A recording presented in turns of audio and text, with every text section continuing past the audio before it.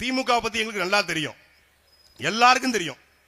பரம்பரையா திமுக கொள்ளையடிக்குது. திமுக காரங்களுக்கு தெரியும். நீங்க வந்து திமுக அமைச்சரை கூப்பிட்டு, ஆனா நீங்க கமிஷனே இது வரைக்கும் வாங்கல போப்பா, ஆனால் நீங்க ஊழலே இது வரைக்கும் பண்ணதில்லைன்னு கேளுங்க, அட போப்பா.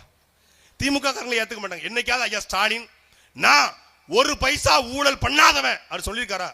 அவங்க ரொம்ப வெளிப்படைத்தன்மை டிரான்ஸ்பரண்டா இருப்பாங்க.